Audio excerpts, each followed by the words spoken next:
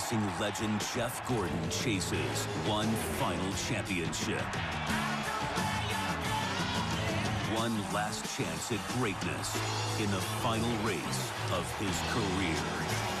But first, he must outrace 3 drivers with championship dreams of their own.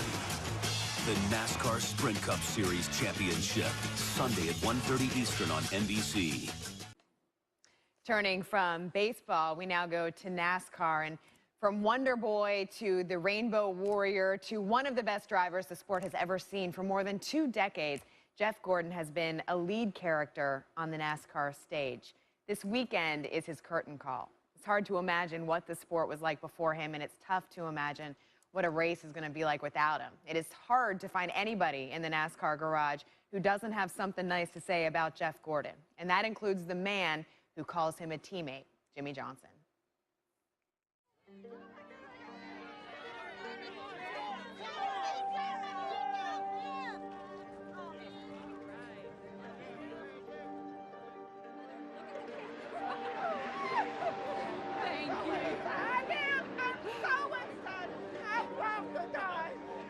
Dream came true. I got my picture made with you. Oh my God. He just has that kind of effect on people. He always has, and he always will. Doesn't matter how old you are or where you come from. Whether you're a fan or a driver like me.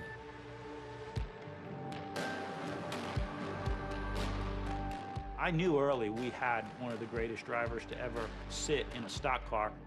He's always had that killer instinct. I don't think it's ever gone away.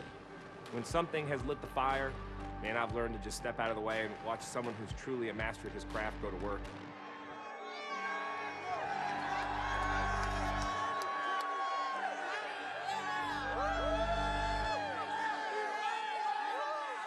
It's just never really about being good enough. It's about being the best.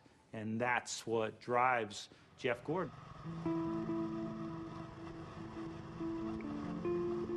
It's not bumpy up by the wall, though, right? No. Where's the car slide at? In these things. On the concrete? Yeah. His competitiveness came out immediately at 5 years old, relentless at what he was trying to achieve. Our first major race at the track, Jeff wouldn't lift the throttle. I mean, he drove in and actually tipped the car over. And he's in tears, and he's saying, how's my car, how's my car? And I said, I'll fix your car, don't worry about your car. Immediately, it was apparent to me that I had a competitor on my hands.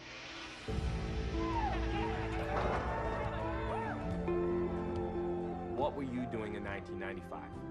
Because he was winning races. And what were you doing in 2005? Because he was winning races.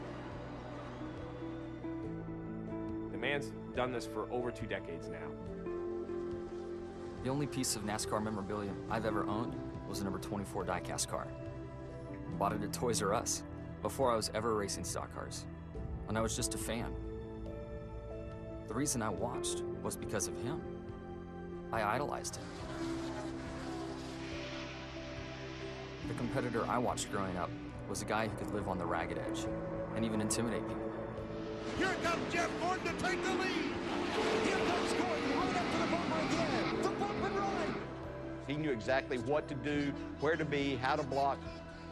If he needed to put the bumper to you for a win, you could expect that from Jeff Gordon. In his career, he doesn't have a lot of second place finishes, because if you could get him to third, fourth, up in there, he was going to figure out a way to win. Unbeatable. They were just unbeatable. We had to race guys that were our heroes. We're talking about going head-to-head with Dale Earnhardt, the Intimidator. Dad always had a pretty physical side to him, but Jeff and Dad's battles, when they happened, there was always a lot of respect on the track. Tremendous champion and competitor, but he did it with the respect of everybody that he competed against and with. In 2002, Jeff changed my life in a moment. He saw enough to go to Rick Hendrick and to tell him I was the guy to put in the car. He saw whatever the heck it was and believed in me. There were times he didn't even realize he was teaching me, but I was just sitting there, absorbing it like a sponge. I knew that there would be a day that Jeff was going to make his decision. And he said, you know, I want to do something for the fans. But he said, I want to compete. I want to go out on top.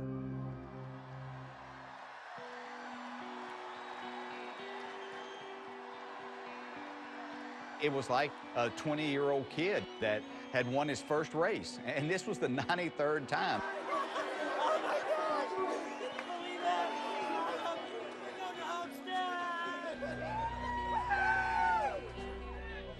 You were just seeing a guy really maybe celebrate his last win.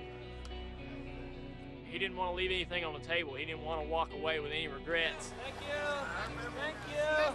Appreciate everything, guys. Yeah, we did it, man. Thank you. We're so glad you're here. Yeah, thank you. Name a sport, name a career to take care of yourself, your body, your team, and still find a way to win a championship 20 years later. I don't think anyone could ever try to define that in words.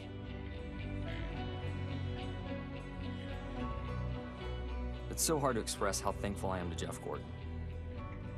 Even having those conversations with Jeff, it almost makes him uncomfortable. It's like, oh man, don't worry about it. You did your thing. I barely did anything at all. I want to carry on in that way. I don't know how it will feel when he's gone, but I know none of us will be the same. So it's time now to talk about the last driver heading into this Sunday's race trying to win the title. We talked about Kevin Harvick, Kyle Busch, Martin Truex Jr., and now we have the most popular story heading into Sunday. That would be Jeff Gordon, the four-time champion, retiring after Sunday's race. However, as the Hollywood script plays out, the reality is he now has a chance to win another championship, and what a way to end his career. Gordon is 44 years old.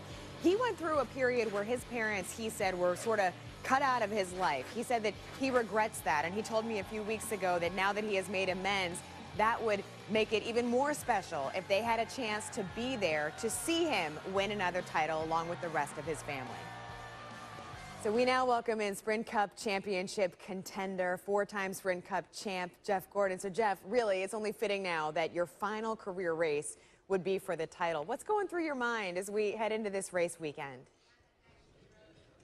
I mean, I've really been just trying to stay focused, you know, with the team and the preparation for the race, and just, you know, getting ready to go put that 24 car on the racetrack for the final time and qualify the best we can and practice the best we can, and you know, get ourselves very well prepared for the race. So I don't think I've allowed myself to fully go there. I was going to ask, I mean, what do you expect that it might be like when you're standing there with everyone on that starting grid for the final time? I think it's all about the people around me, because really for me, I'm really good about getting in that moment and being very focused on the job at hand. And, you know, there's so many distractions that happen on every race day that keeps your mind off of some of the emotional things that can maybe go on. So, you know, I don't know, maybe when I get in the car and I put the helmet on, maybe there'll be a moment there. But I feel like when that checkered flag waves, no matter what the results are, that's when I think the emotions are truly going to come out. And it could be Rick Hendrick saying something, you know, on the radio, or seeing my wife, or seeing my parents or my kids. You know, it's you know, it's going to be moments like that. And then after that, it's going to be let's have fun.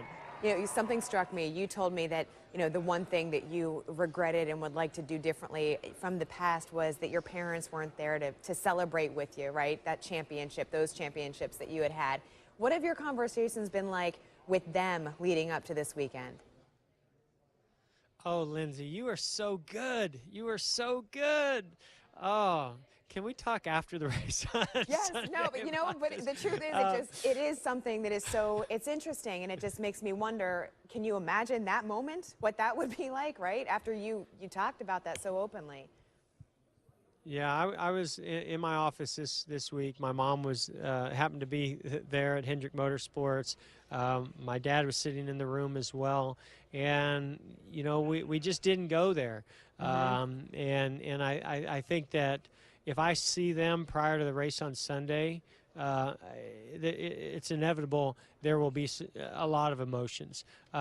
So I'm kind of curious to see where they strategically place themselves. After the race, I want them to be right there, you know, with Ingrid and the kids and Rick Hendrick, and be the first ones that I get to see out of the car. And there's no doubt that that moment, no matter championship or no championship, will be an extremely emotional moment. What, at the end of the day, can you say that you have been the most proud of during this long, successful run of your career? Oh, my goodness. To me, when I look back at over all the years, you know, my stepfather taught me that you're going to get out of life what you put into it. And, you know, there weren't a lot of things in life that I feel like I put this kind of effort into, but racing was that one that it wasn't work to me. It wasn't really effort. It was effortless because I was passionate about it, because I loved it and I wanted to do more of it. And you know, that's probably the thing that I'm most proud of, is that I've been able to do that for a long, long time, and it's paid off in more ways than I could have ever imagined. Jeff Gordon, thank you so much for your time. We know it's very limited. Enjoy every second this weekend, and we appreciate it. Thank you, Lindsay. I'm so glad that you weren't sitting right here in front of me, because I would have lost it completely. There's no doubt about it. We'll take that. We'll do that another time. We'll do that after the race. That's fine. All right. Thank you, All Jeff. right, sounds good. Thank you.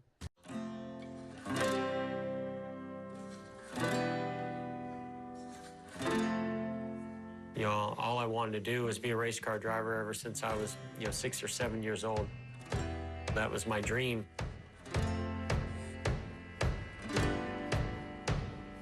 I'm speechless, man. I mean, this is the greatest day of my life.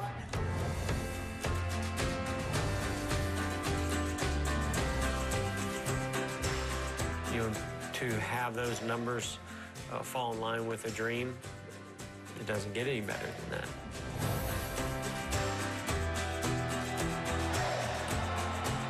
Man, this is turning into a fairy tale year. I can't believe it.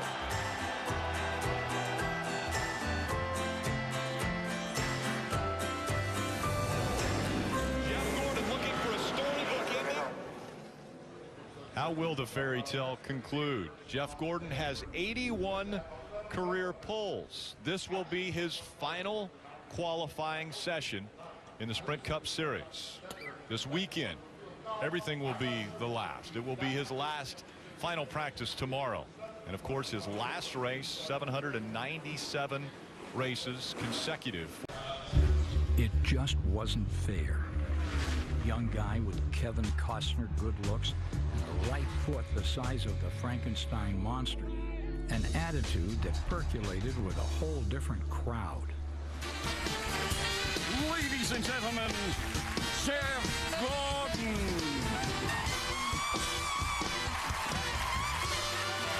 Thank you very much. I am so excited to be here in New York hosting Saturday Night Live. In 1949, it had begun with a wounded World War II veteran out of Colorado, Red Byron, who migrated to the Southeast, gained recognition as the first Cup champion. The NASCAR image? Well, family folks like the Pettys, the Allisons, the Jarretts, self-made American heroes like Junior Johnson and Cale Yarborough, folks that authenticated the sport. By the 1990s, NASCAR had doubled attendance, was growing 10% annually, and car owners were consumed with discovering new young guys that could be the key to new markets that appeal to young kids, college kids, old guys dreaming of being kids, teenage girls and grandmas. Jeff Gordon, victorious. I'm speechless, man. I mean, this is the greatest day of my life. It was a trend that had started with Bill Elliott, a wholesome, fine young man. But Gordon was different. And the best news is, it aggravated the old school race fans. It made for a new dimension on like and dislike.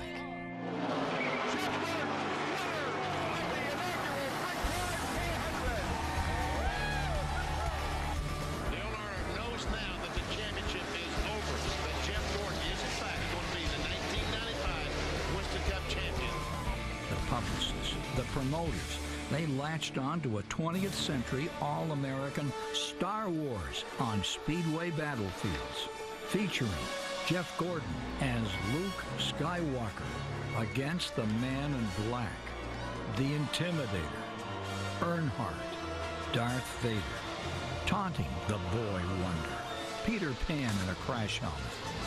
At first, there was some truth in their animosity, but as the war wore on, they become pals, and pals became partners. The two biggest names in the game with respect earned and shared. Until that fateful Sunday at Daytona, Jeff Gordon won his 4th national championship in 2001. His last title to date. This win's going to punch his ticket to the championship 4. Gordon wins at Martinsville. Yeah, baby! Yeah, we're going to Homestead! Yeah! That's how you fight! 3 weeks back, the magic was still there. Yeah! We're going to Homestead! There was Peter Pan, all grown up, now 43, surrounded by his fairy princess, the mother of their 2 ankle nippers, celebrating by pasting a victory emblem on his car door. One could almost hear a voice in the background, a voice with a smirk. Hey, Wonder Boy, Homestead, huh? Have a good ride. Well, the day is here for Jeff Gordon, and he said for months now, it'll hit me on the race day of the final race day. You said it would be trigger moments, maybe trigger people like seeing Rick Hendrick, seeing your family. Has the moment hit you yet that this is the last one? Oh yeah, I got it out of there early, right, out of the way real early. You know, I woke up, I raised the blinds on the bus, and my mom was walking by, and I called her inside, and we had an awesome moment and spent some good time together this morning. So it's been absolutely an incredible day. People keep saying, I bet you're going to be happy when this day's over. I'm like, no, I want this day to go on forever. It's absolutely been the most incredible experience, thanks to certainly to NASCAR, to the Speedway, to you folks with the media, the fans, this race team, my family and friends. It is absolutely incredible to be in my shoes right now, and I just can't wait for this rain to go on by, and let's get this race going. I was going to ask you, there have been so many people around you chanting your name, all that, mobs of people following you all weekend. How do you not let it be a distraction? But it also seems like at the same time, you're kind of soaking it all up and enjoying it all. Well, I am enjoying it. How can you not enjoy it? I mean, the way the fans have treated me and supported me, to have fellow competitors that you race with, you compete against, to say some of the things that they've said. You know, I've tried not to read too much, and because it does get me a little choked up. But I mean, I'm just so thrilled. You know, I've been reminiscing this whole year about the start, the beginning, and how it got here. I still can't believe it got here. But I tell you what, it's been one heck of a ride. I've enjoyed it very, very much. A lot of people contributed to make this happen. I've worked very hard at it. And I think more than anything, to me, today is, I've had some people say, are you sad? Are you happy? I mean, most of all, I'm happy, but I think more than that, I'm just really, really proud of everything that's gone on. There are some significant things that have happened this weekend. Bill Clinton tweeting you, saying that he hopes you do well. He's going to be watching the race.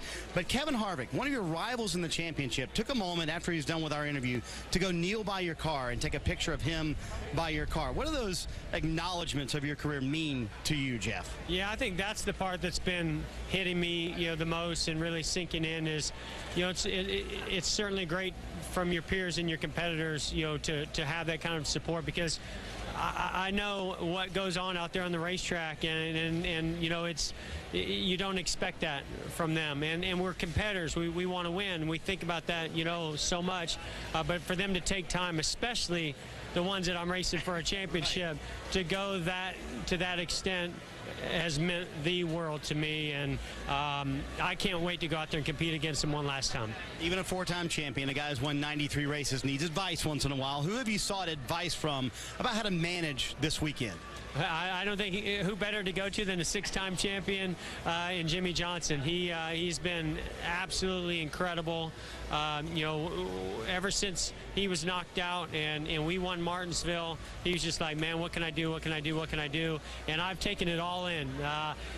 It's so ironic to me because when he first came in, he was grilling me for things, and I was giving him all that I had. And boy, it's been amazing to be a part of seeing that flip around, and the advice from just things that make me relax and smile and get prepared for this day, as well as with the team, and Alan and all of our teammates at Hendrick have been absolutely incredible. Of course, Rick Hendrick, I mean, who better to tap into and be able to. We've just had some really special moments between my wife Ingrid, my kids, Rick, and my parents. Yeah, life can't get better than it is right now, and we've never been more prepared to go do this than we are right now. Ken Squire brought it up a moment ago in that essay, and I think it's fitting to talk about Dale Earnhardt Sr. and what he meant to your career. Did you relish that rivalry? Were you a little intimidated by the Intimidator at first, and then you became good friends? I don't know if anybody wasn't intimidated by Dale Earnhardt Sr. He had a way about him on and off the track to certainly rub you on the track, but know how to kind of let you forget about it or think that maybe that was my fault off the track. So I appreciated what he did on the track a lot, but I really appreciated what he did off the track, because it wasn't just the bond of friendship or business partnership that he had. He saw this sport in a way where he wanted to see it grow, and he knew by making friendships and partnerships out there that it was going to benefit him and benefit others and benefit the sport. And that between Richard Petty, Darrell Waltrip, and Dale Earnhardt, and Rusty Wallace, and Dale Jarrett, these guys that get it like that, I learned so much on how to approach day in and day out. That didn't mean I had to be like them. I could still be me, but I wanted to do everything I possibly could on the track and off the track to help bring the most to the sport. There is a championship to win today. I would be remiss if I didn't ask you about that. If the 24 is going to win the championship at the end of the evening, what needs to happen? That's a little broad question right there. I felt like our car is really, really good. I'm really proud of this team and the effort they put in, not only to getting us here, but this race car. And we've shown some good speed this weekend. This track is abrasive, and the lanes move around from the first lap to the second lap to the 10th and 20th lap. And so I think, it's going to be about managing that, communicating, being an overall team, and we're going to do this thing together, win or lose. And I think that this team has really proved that they've got what it takes to be here in this moment and rise to the occasion. That's what I'm looking forward to. As he told me earlier this week, everything about this track, everything about our team favors us this evening. I feel good about our chances to win the 5th title, Krista. And Marty, I don't know where there's more waterworks, the sky with the weather here or us on this stage listening. And not just what Jeff said, the way Ken Squire presented it. Jeff talking about his family, his mom, the moment with his mom this morning. He said he went to Jimmy Johnson for advice on winning a championship or winning in this situation.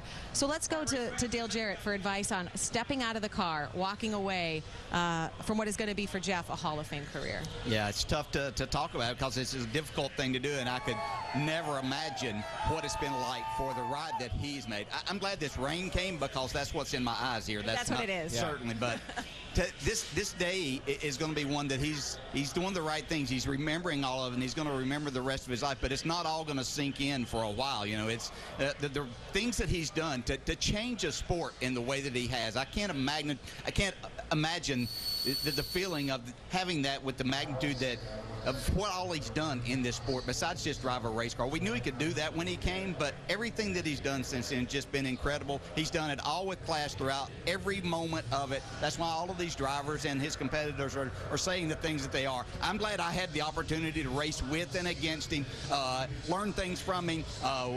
We battled, we cussed each other, but then we did it with respect, and we were even business partners with Dale Sr. in a few things, and so I'm glad I had those times. But as much as I have to be impartial here, I do wish, and my hopes are that Jeff Gordon can end this night the way that it should for him, and that's as the champion that he is. Kyle, you raced against him as well, and you have the unique perspective of watching your dad. The King's last race was Jeff Gordon's first. Yeah, which was amazing. And I'm going to say this to all race fans out there, and Dale has, I'm sure he's gone through some of this stuff. And as we see Jeff Gordon, my dad gave him a hat right here. And he also, and I'll tell this story first, he also gave him this hat, but he also gave him 93 $1 bills for each $1 bill for each race that Jeff Gordon has won. Because in Jeff Gordon's very first race, which was my father's very last race, my father gave each competitor a money clip. And it was a money clip with his logo on it, talked about his final race, had the driver's number on it, different things like that. So he thought about this and felt like it was only fitting that he give him $1 for every race win that he had won. And he come up with that. I got to say, I'm really incredibly proud of my dad for thinking this up. He's got an extra $1 over there in the motor coach that he can give Jeff if Jeff comes out of here as a winner. But I'm going to say this, and I think that's what the sport's all about. Two legends in the sport, two icons in the sport, come together in the back of a truck without a lot of media around. They talk about their careers. They give each other gifts. And that's kind of the cool part of where this sport is and what Jeff Gordon has meant to the sport. Yeah, that's right. And did you get to tell? I know you were telling a story. Yeah, we'll tell that later. Okay, we have time. We've got a story coming up from Rick was just with us on our set. As soon as he left, look where he went. He went to get his picture taken with Jeff Gordon's car. Kyle, DJ as drivers, that's unheard of. Yeah, pretty much. Yeah. But, I think it's really cool that if I were in this race and as a driver, if I could get there now, I would go get my picture made, but I'm tied to this chair, so I can't. But that's really cool and just shows the amount of respect that everybody here, KB, has for him. That is it. It's Aretha Franklin. It's capital R-E-S-P-E-C-T right there. That was not a joke. I mean, he truly wanted his photo taken beside the car that Jeff Gordon would run in this final race. And Harvick's not the only driver who is showing a legend with a legend. Jeff Gordon hugging Mario Andretti. There's our Ray Evernham, Jeff's former crew chief, talking as well. Special group of friends, family, and admirers surrounding Jeff. I think there's too many just to say one favorite Jeff Gordon memory, but I do have kind of one that comes to mind. I was probably 6 years old and I was on pit road at Bristol. Probably wasn't supposed to be on pit road at that time, but I was watching Jeff and Ray Evernham practice together and talk, and Ray Evernham called me over the wall and took my camera and took a picture of me and Jeff right by his car, and I thought that was the coolest thing in the world, and I think I talked about it. I'm still talking about it, so that was probably my favorite moment. Halfway down the back straightaway, half a lap to go. Denny Hamlin drives deep into the corner. Gordon drives deeper. Gordon is there. They almost make contact. One of my favorite Jeff Gordon memories was probably battling him at late in the race at Loudon, New Hampshire in, I think, 2007. He comes to the line. When I was growing up, and I don't mean to date Jeff too much, but he was the guy you had to beat on those short tracks, and so you took a lot of pride and you could poke your chest out on beating a guy like him. I think the one memory that comes to my mind is Jeff being on the pole at the Brickyard when he literally left tire marks off turn 4 coming to the start-finish line. That is something that every race car driver wants to be able to pull off, and for him to do it at a place like Indy, that was pretty awesome. Here comes Gordon. He's working on his teammate Kyle Busch right now. I think it was back in my rookie year, and I remember us racing back and forth for a spot, and I'd go off into the corner, I'd get him loose, and he'd slide up, I'd pass him. The next corner, he'd come back to my rear bumper, he'd get right underneath me, and he'd get me loose and move me out of the way, and he'd go by me. So we raced each other, not like teammates, for a few laps, and after the race, he was a bit mad. It was just fun. It's kind of cool to race against my hero like that and just get a taste of probably some of my own medicine. My dad took my sister and I and my mom. We went to Hendrick and went and looked at his race car, and there's a picture of us standing next to his car, the 24, and I just, I still have that photo. I think him winning the 600 and how high his emotions were and everything, I think that's something that me as a race fan, before I was even close to being at this level and I was just starting racing, that's something I'll never forget. I'm speechless, man. I mean, this is the greatest day of my life. I don't know what to say. I mean, it's a wonderful feeling. To see him win that first race, it seemed like that was, boom, a legend in the making. It seemed like that was going to be his pattern his whole career, and here he is, close to 100 wins later and 4 championships. He truly is a legend, and it's been a privilege to race with him. I have a broad spectrum of Gordon memories, competing against and then just being a fan of. So he's left a long line of great memories for everybody in racing.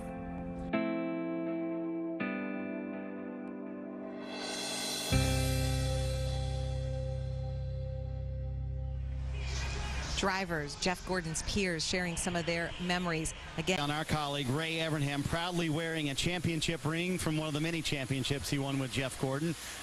You know, I want to know for you today, what is the day like? Has it been emotional? How much time have you had with Jeff this weekend?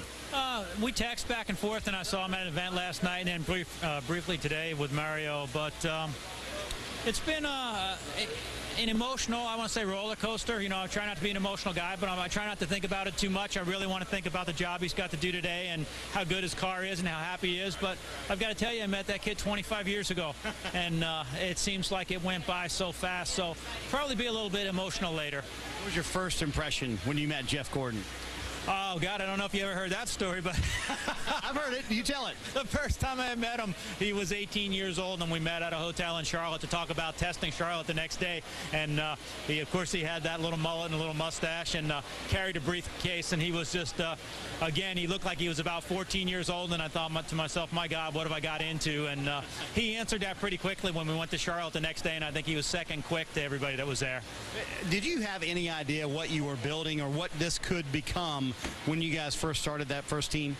You know, we always wanted to be great. We wanted to be champions, and I knew that he had a lot of talent, and it was just getting in the right place at the right time and have all those things happen. And I know that a lot of people say, well, Ray and Jeff, but, you know, Jeff and I both owe an awful lot to Rick Hendrick because that was the third, you know, leg of that stool that made everything work, and he stood behind us and gave us the opportunity to do that, the things that we did. And I don't think, even looking back now, we realize what a time that was. That first year, 17 race cars he tore up. How many sleepless nights did you have fixing Jeff Gordon cars? It was a lot, but I'll tell you, we kept thinking, man, this kid's fast, but when he finds that, you know, when he finds where that edge is, it's going to be really good. And I think we put Mr. Hendrick in the poorhouse that year, but yeah, it was, I think it was really only about 14 cars. The rest were all just front. We were fixed the rest of them. Yeah, I know that you were not a part of the 2001 championship, but for him personally to win it with somebody else, were you proud of him in that moment? Because it wasn't then Ray and Jeff, and he's talked about that a little bit this week. Yeah, absolutely. You know, Jeff and I have always been close, and I knew at that time that our time was ending. I wanted to go in a different direction. He needed to be a little bit different direction. He didn't need me on the radio telling him how to drive anymore. It was Jeff Gordon, and he needed to prove that he could do that on his own. And now being this close to doing it after a career this long with so many different cars and so many different racetracks and so many changes, you know, he could walk out of here today creating one of the biggest sports stories that we've seen this decade. Kelly, a lot of people, including Ray Evernham, pulling for Jeff Gordon today. That first time I got introduced to a quarter midget, I was a little intimidated, but I got behind the wheel. It was just natural, and I felt immediately that I was connected to that race car. Jeff Gordon has won for the third time this year. Looking at 3 years, from the time I even thought about a stock car to the time I was driving a cup car. And then 2 years later, winning my first championship. You win a race, all of a sudden you get a little more attention, you get a few more phone calls and sponsor opportunities. And was I as accepted by the fans or the competitors as I would have liked? No, not at first, but it came eventually. Boy, what can you say? 4 championships in 9 seasons of Winston Cup racing. I love Jimmy like a brother. I didn't mind him having 6 championships. I just would like to have had 1 or 2 along the way myself. But has it been tough at times because you're managing a friendship and teammates and all those things? Yes, but there's nothing that's going to break that friendship and bond that we have. You know, I've been doing this for a long time. I've had some amazing moments. I love it so much. I've enjoyed it. It's been so good, and I'm so passionate about that. It's never gotten old over all the years. This win's going to punch his ticket to the Championship 4. Gordon wins at Martinsville. Yeah, baby! Yeah, we're going to Homestead! To see the joy in Ingrid and those kids, and them see it in me from a championship level, nothing could top that.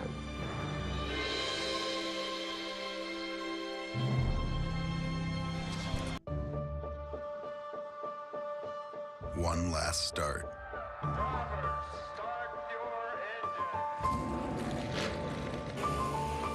One last turn. One last push. Winner of the Daytona 500, youngest driver. One last hurrah. Greatest day of my life. Winston Cup Championship. One last time